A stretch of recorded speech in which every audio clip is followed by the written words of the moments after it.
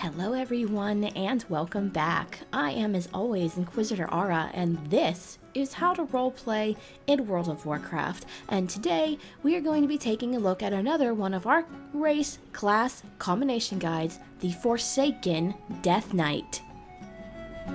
Please note that these are just the generally accepted guidelines to socially acceptable and lore-friendly roleplay in World of Warcraft. There is a niche for every type and style of roleplay out there, and what I am telling you here are the generally accepted guidelines that will not get you ridiculed, laughed at, picked on, ignored, or shunned. The first thing that it is important to understand and discuss is that Forsaken Death Knights come in two flavors: humans that have been raised into service, and Forsaken that have been raised twice. Some humans, when they were raised, had been dead for so long they can no longer pass as human. As such, they may have been shunned or rejected by the Alliance and thus chose the Horde. Alternatively, they could still be fresh-looking, but still very obviously undead, and the Alliance has had problems with the undead in the past. This is not simply an appearance-based prejudice. Remember, Death Knights were the best the living had to offer at one point, and they were raised specifically to become these undead necromancer knights. This equates to a fundamental shift in thought. When anyone, but especially humans, are raised into undeath, very often something in them breaks, or very simply doesn't come back. Call it morality, or kindness, or caring. Whatever you choose to call it matters little, as Death Knights, almost as a whole, do not care what the living think of their activities. Remember, Death Knights were made to kill. They were raised with the express purpose of destroying life. With such a dark purpose comes a fundamental shift in both thought and attitude. However, some Forsaken Death Knights were forsaken first, having already been infected by the Plague of Undeath and freed by either Lady Sylvanas or Arthas when he began losing his power. These then died the true death and were raised again, this time as a much more powerful kind of undead. This has a fairly small window of time, however, as you would have had to have been dead before the events of Wrath of the Lich King and raised to participate in those events.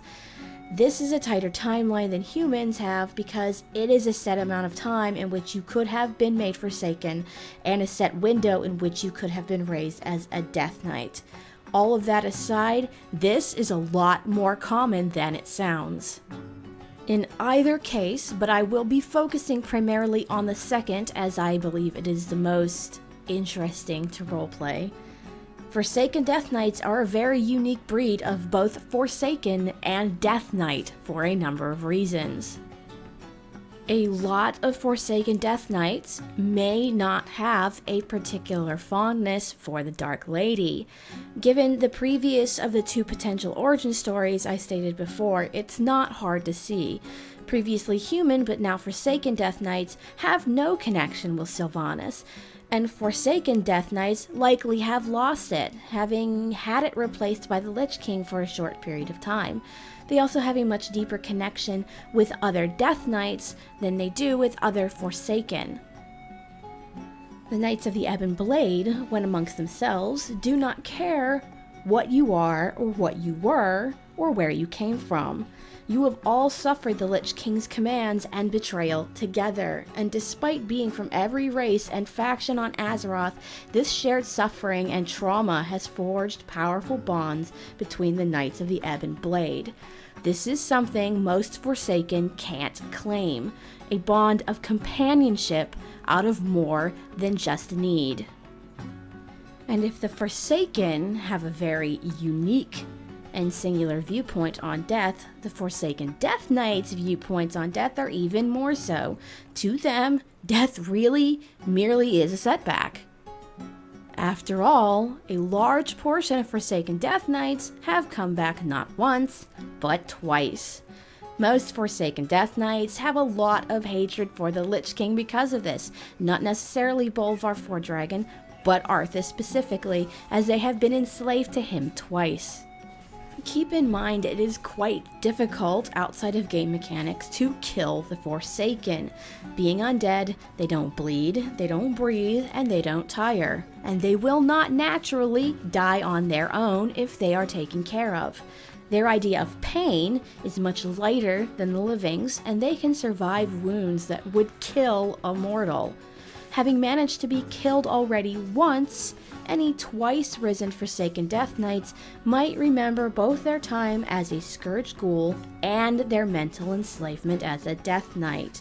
Granted, Death Knights were left with a large part of their intelligence intact, but even so, they were still the unwilling servants of Arthas, and this is one of the defining traits of both the Forsaken and the Death Knights, so it makes sense that a Forsaken Death Knight would have it in spades.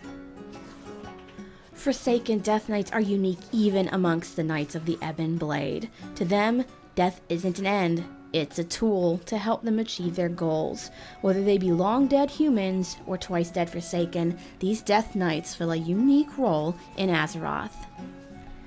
Well, that is going to be it from me for this week. Thank you guys so much for watching. Remember, if you like what you see and you want to see more, make sure you hit that like button. Don't forget to comment below and don't forget to subscribe. I also have a Patreon. The link is in the description box below, as well as up in my channel header art. So if you want to help me improve my video quality, make sure you stop on by and donate. Remember, your donations go directly to things to improve the quality of my videos and may lead to more videos per week. Anyways, guys, thank you again so much for watching. Have a great week, have a great weekend, and I will see you again in Azeroth.